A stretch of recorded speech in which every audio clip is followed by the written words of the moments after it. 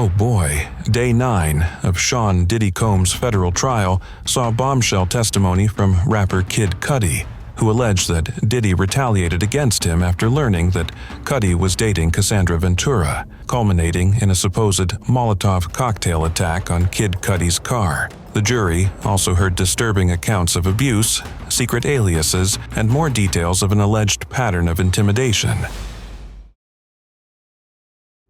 I never thought I'd see the day when courtroom whispers would carry more weight than platinum records. Yet there I was, eyes wide, heart pounding, watching the man once hailed as a mogul of modern music sit stone-faced, while a chilling testimony unfolded. Kid Cudi took the stand, and what he revealed felt less like a statement and more like a detonation.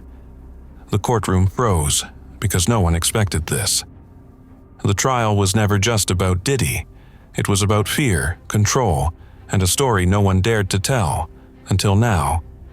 But what came next left us breathless. It started like any other high-profile trial. Paparazzi flashes, tight-lipped lawyers, and that eerie silence before the storm. I'd been following the Diddy case for weeks, and everyone in the media had their angle. But there was a sense, deep in my gut, that something darker was lurking behind the headlines. I arrived early that day, not knowing I was about to witness one of the most shocking moments in celebrity legal history. Kid Cudi's name wasn't even on the list. His presence was unexpected, but what he said, what he alleged, cracked the case wide open. And it all began with a car, his car. They say fear makes you remember details more vividly, and when Kid Cudi walked into that courtroom, there was something haunted in his eyes. The room hushed as he raised his right hand and swore to tell the truth. Then, in a voice steadier than anyone expected, he said, "My car didn't just explode. It was a message, and I know who sent it." Every reporter's pen froze mid-air. The air grew heavy, thick with implications. Was he suggesting what we thought he was? What followed was a tale that sounded pulled from a crime thriller. Cudi recounted how tensions with Diddy had grown over the years, how business deals soured and friendships curdled into something more sinister. Then, one night in 2012, parked outside his driveway, his car erupted into flames. At first, he thought it was some random act of vandalism, but weeks later a mutual associate warned him. That wasn't random. That was a warning from Sean. The courtroom stirred. A warning? From Diddy? Suddenly, this wasn't about old music beefs. This was about silence. Forced silence. I watched the jury's faces change. What once looked like curiosity now looked like disbelief. But disbelief with a crack in it, like something inside them was shifting. Cudi continued, his voice low but sharp, detailing how he lived in fear for months after the bombing. And then, just when you thought it couldn't go further, he dropped the sentence that burned through the room like wildfire. He told me he could make people disappear. No one spoke. No one breathed. Because we all knew, once something like that is said, it can't be taken back. Even the judge leaned in. A federal trial about conspiracy, abuse, and threats had now become something even more explosive. Was this the moment that would finally tip the scales? The prosecution sat up straighter. The defense shifted nervously. And in the gallery, I felt the press collectively hold its breath. But if we thought we had heard the worst of it, we hadn't. I kept waiting for someone to call a recess, for a lawyer to object, for the judge to interrupt, but nobody moved. Everyone was too stunned. And Kid Cudi, he wasn't finished. He looked directly at the defense table, his gaze unwavering, and said, "That explosion didn't just destroy a car, it changed everything. It made me realize who I was dealing with." That was the moment when this trial stopped being about guilt or innocence. It became a battle for truth and survival. I could see Diddy from where I sat. He didn't flinch. No twitch, no glance at his lawyers. Just that same unreadable expression he's worn since day one. But something in the air had changed. You could almost feel the shift, like the whole courtroom had tipped a few degrees colder. There was tension between these two men, years of it, but what Cudi was suggesting wasn't tension, it was terror. What had been whispered in back rooms was now echoing off the walls of a federal courtroom. Cudi described a pattern. Strange run-ins, subtle threats, cryptic messages passed through industry insiders. At first, he thought he was being paranoid, but then came the incident. Not long after the explosion, he said he received a white envelope with no return address. Inside was a photo of the burned car and a note that read, "You're lucky it wasn't you." That detail hadn't been in any police report. He'd never shared it publicly until now. I scanned the gallery and saw jaws hanging open. A few journalists began texting under their desks. No one wanted to miss a second of what felt like a live bombshell unraveling in real time. The defense objected then, too late to undo the damage, but just in time to remind everyone that this was still a court of law, not a true crime documentary. The judge overruled it. "Mr. Cudi may continue," he said, his voice calm but firm. And continue he did. Cudi spoke of isolation, how friends distanced themselves, how calls went unanswered. There was a chill in his voice now, like he'd waited years to say this. "I thought coming forward would ruin me," he said. "But staying silent was eating me alive." There it was again, that quiet desperation. A man not just telling a story but reclaiming his life. And just when you thought you'd heard the last gasp of this testimony, he dropped something that made even the court reporter's fingers slow down. "There's a video," he said. And just like that, the whole room went still again. You could practically hear the buzz ignite in the courtroom the moment he said it. "A video?" The word wasn't loud, but it echoed like a gunshot. Even the jury stiffened in their seats. The prosecution perked up instantly, exchanging quick glances like they'd just struck gold. And me, I gripped my notebook so tight it crumpled in my hand. I hadn't come here expecting video evidence. No one had. Kid Cudi didn't hesitate. "It's a low-res clip," he said, "but it shows enough." He explained it had been captured by an old security camera mounted across the street from his home. One he didn't even know was active until months after the bombing. A friend went through the footage after the police closed the case. What we found made me sick. I could hear someone behind me whisper, "He's bluffing." But the look on Cudi's face didn't read like someone bluffing. It read like someone carrying a weight he'd never meant to carry alone. He told the court what the video showed. A dark SUV pulling up to his house at 2:17 a.m. Two men stepped out, faces obscured by hoodies. One stayed in the vehicle, the other approached Cudi's car, crouched near the driver's side, and placed something underneath. Less than a minute later, they were gone. At 2:26 a.m., the car exploded in a fireball that lit up the block. And then came the most damning detail. Cudi said the SUV had tinted windows, but just for a second, as it pulled away, the streetlight hit the windshield. "You can see the driver's face, not clearly," he added, "but it's enough to recognize a profile, a jawline, a silhouette." He paused. I believe it was Sean. The room convulsed. Audible gasps. Even the judge leaned forward slightly. No one was prepared for the direct accusation, not like that. This wasn't an illusion. This wasn't an implication. It was a confrontation. If the bomb was the act, this was the aftermath. And the video? That was the shrapnel. The prosecution asked if the footage still existed. Cudi nodded. "It's in a private vault," he said.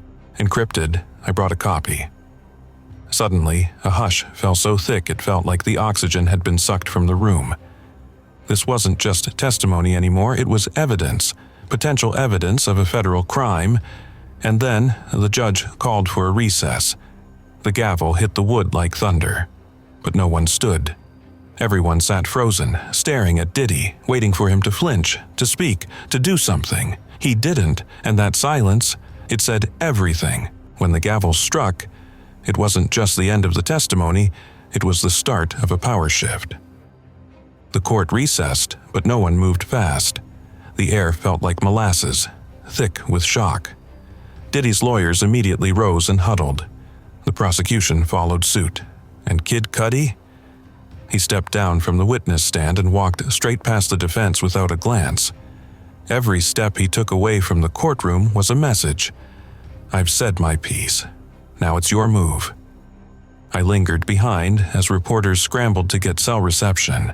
Some ducked into corners to send updates. Others whispered into mini recorders like they were reporting live from a battlefield. But all of us knew something historic had just happened. It wasn't every day that a music icon accused another of orchestrating a bombing. And it wasn't just a headline, it was a legacy unraveling in real time. The bailiff announced a closed-door meeting in the judge's chamber. Only attorneys and representatives from both sides were allowed in. Cameras were barred, phones turned off. For an hour and 15 minutes we sat outside waiting, wondering what the court was now facing. Would the video be admitted into evidence? Was it authentic? What else had Kid Cudi brought with him? Rumors began to swirl in the hallway. Some whispered the footage was inconclusive. Others claimed it was being authenticated by FBI tech experts. But the most chilling rumor of all was that the video had already been viewed privately by federal investigators, weeks before Cudi ever testified. And if that was true, then this case was already deeper than the public knew.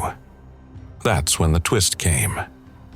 Just before the courtroom reconvened, a sealed document was hand-delivered to the judge. He read it in silence. His brow furrowed, his lips tightened. Then, without explaining its contents, he said 5 words that threw the entire room into chaos. This changes the direction entirely. The judge's words hung in the air like a guillotine's blade. Slow, deliberate, and unavoidable. This changes the direction entirely. No one knew what that meant yet, but you could feel the courtroom's collective breath hitching, waiting for the next blow. Then the prosecution stood, calm, steady, but with fire behind their eyes.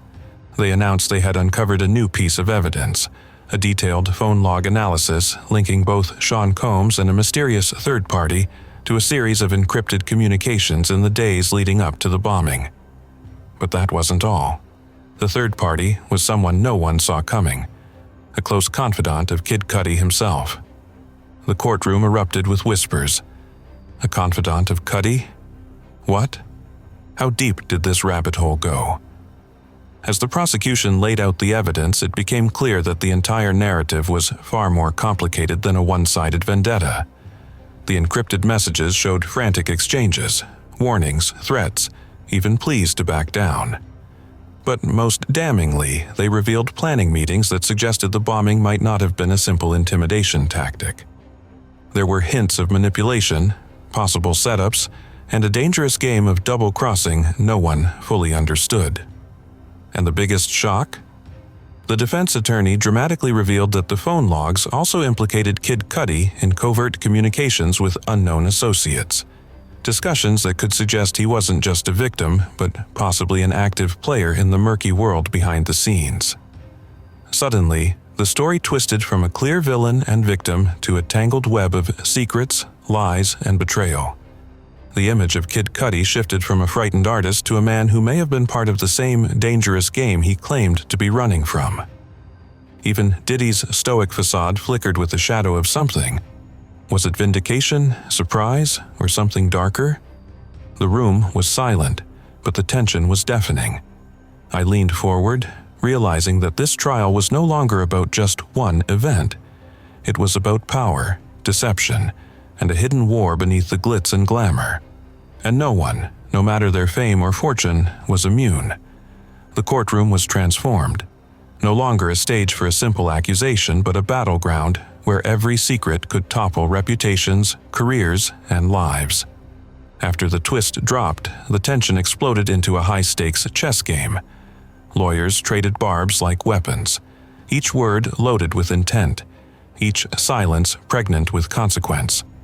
I felt the weight of every glance, every pause, every breath, every... Kid Cudi's testimony wasn't just about his car anymore. It was about his entire life, his choices, his loyalties, his survival. The prosecution hammered the encrypted messages, piecing together a timeline that suggested a hidden alliance between him and others lurking in the shadows. Meanwhile, the defense argued that Cudi was being framed, caught in a dangerous web spun by rivals who wanted him silenced or worse. But the real payoff came when the prosecution called a surprise witness, a former insider from Diddy's camp who confirmed several of the encrypted communications. Their testimony painted a picture of backroom deals and threats, yes, but also of double agents and betrayal within the music empire itself.